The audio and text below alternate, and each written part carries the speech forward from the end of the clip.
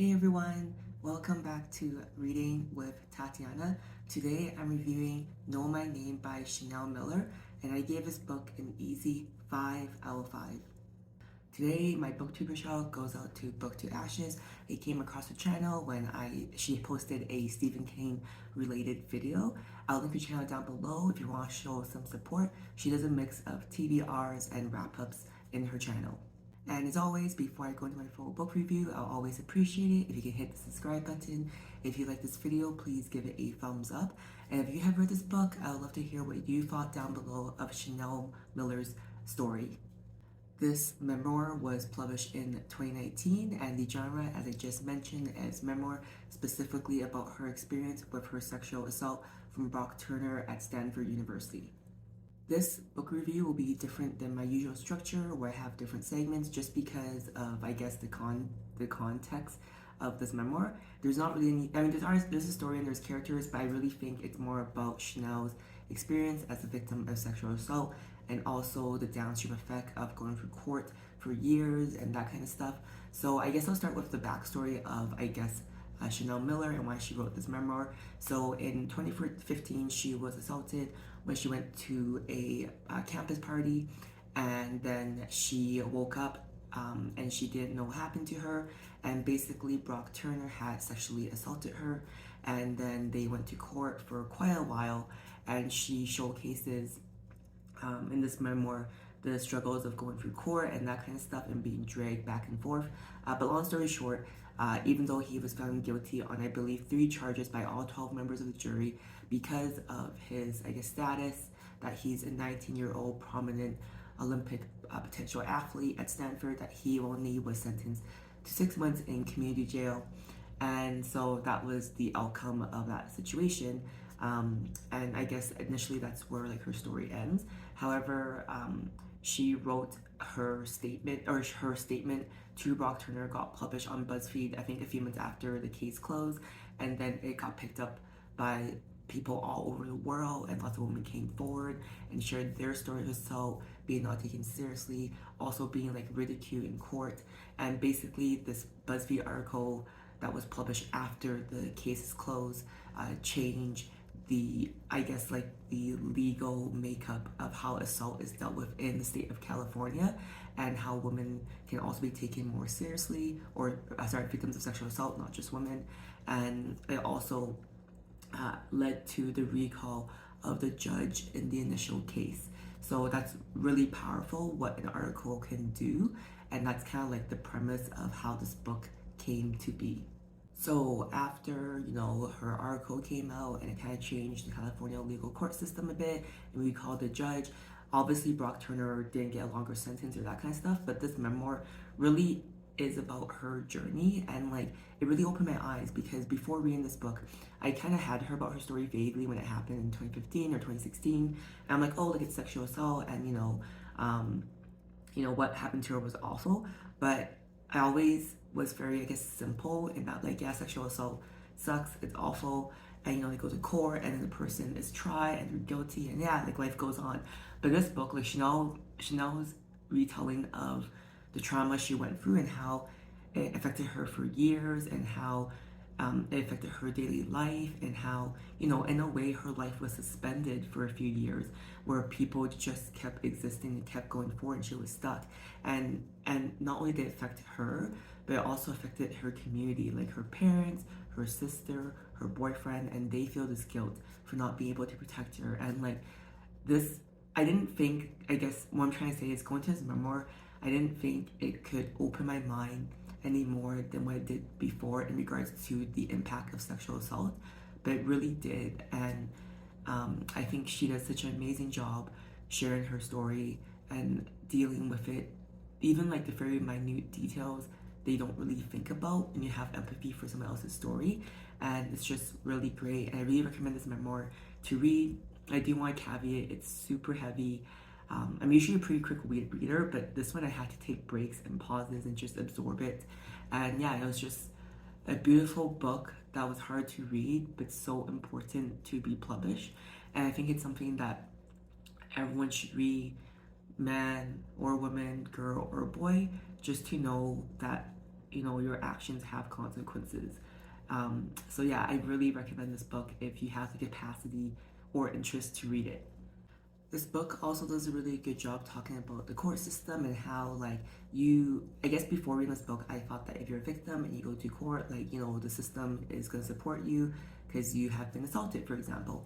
But they make you relive what happened, and it also, like, the defendant also, like, pulls apart everything you did. It makes you feel guilty for having a drink, for if you went to a party like 2 years ago, that it reflects this whole character of you in court. And that just really opened my eyes into how it almost like the law isn't there to protect you or even tell the truth. It's just to tell you a certain narrative of the truth of the side that has the better funds and means to do so. It's really infuriating.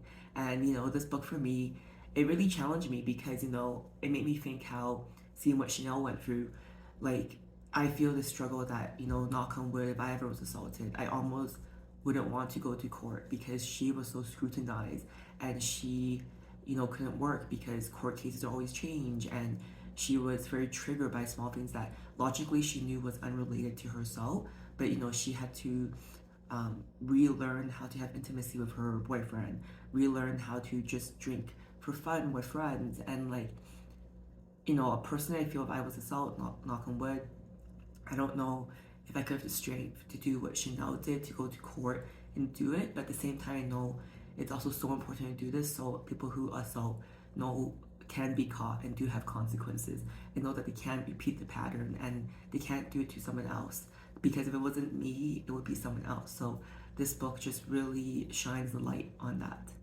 One thing the book that touched on I really want to share here, especially when we're all on this booktube space and put our our opinions and face out there, is when Chanel Miller, her story came about on the news, about the sexual assault. Like a specific detail, for example, was Brock Turner didn't penetrate her with his penis, but he did digitally penetrate her and obviously did other things to her body. A lot of people had comments in news articles at the bottom saying, it wasn't actually like sex or rape, or she was asking for it because she was drinking at this party and blah blah blah. And basically, she would obviously, I guess, focus on just these negative comments, and then it would dissuade her from all these positive people and people that did support her. And I think that's really common, where we can let one negative comment get you down and kind of disregard all the positivity around you. But it's really important to know that you always have support, and these people who are negative don't even know you, and they're just going to the lowest denominator possible. So I just want to, I guess, share that, because if you ever experience a bad comment on your social media or social channels, it's not personal, and these people don't see the day-to-day stuff, and just focus on the people around you who know you, who support you. On Goodreads, this book is my actually highest ranked book, and it's been out for a few years now. It has an average of 4.72 out of 5, which is effing amazing. I think really high for a book. I don't think I have to really share the good reviews. People just felt, if they have been through sexual assault, they felt seen, they felt heard, they thought she was so honest, so raw, and it was just like a really beautiful, I guess, like, showing of sexual assault and the impact of it and how it can affect you.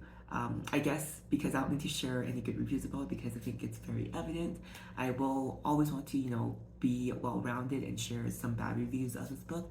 So one review that I can agree with was they felt parts were very repetitive. I can agree with that. I did felt parts of the books did drag. However, because it is a memoir of her experience of the assault and the impact of it after, I can't say that it was repetitive, because it's literally what she went through, and I think Chanel did a really good job of putting us in her mind, in her shoes, and the struggle she went with. Because if it was repetitive for me as a reader to read her retelling of her experience, think about how repetitive it was for her to live that reality day in, day out for years. So yeah, that's a bad review if you care going into the book, but I feel like it's really important to push through that, because she is already cutting down all the important bits of her story. I think you should read this book if you want to learn more about sexual assault and the impact of it on people, not just on the victim, but people in the victim's community, and even in a way, the assaulter's community as well. Now I'll share how this book made me feel, because whenever anyone recommends a book to me, I'll always ask them how it made them feel. Because if you ask me a week, a year, 5 years from now, I probably won't remember exactly what the book was about. I mean, for this one, I probably will, but maybe not the details, but I remember how it always made me feel. So this book, it made me feel angry. It made me feel very conflicted about so many things, about being like a woman, or being someone that could be a victim, or the court system. Like, it's meant to protect you, but I feel like it doesn't. You know, I'm very fortunate to live in Canada, where I feel overall it's very safe compared to other parts of the world. But you know, it's kind of shitty to live as a woman and always, you know, have to think about, am I inviting things to happen to me? Should I be walking or dressing differently? Whereas, like, you know, men, obviously generalizing here, can kind of do whatever they want. So yeah, this book made me feel a lot of things, and I think one thing it made me feel, which I touched on earlier, it made me feel very conflicted on what would happen if I ever got assaulted. Like, I hope I have the strength to go to court, but it almost seems easier not to. So yeah, that's like something I'm still kind of battling with, but I think obviously I would go to court. I feel I do have a support system to support me. But yeah, that's something to think about. Thank you for watching until the end of my review for Know My Name by Chanel Miller. It was a heavy read and it was a heavy review. Very important topics, I think, to talk about, especially if you have young people in your life, to really maybe not make them read this book, but maybe have conversations about consent, about respect, about realizing when someone isn't in a space to give you proper consent. If you want to join me next time, I'm finally starting my first book for the December Tangible Read Hackathon, which I'll share her channel down below. And my first holiday book of this year is my first Agatha Christie's book, Hercule Poirot's Christmas. I believe it's like a murder mystery, right? That's the type of her genre. So we'll see where this book takes me. Thank you for watching until the end of my video, and I'll see you guys next time. Bye.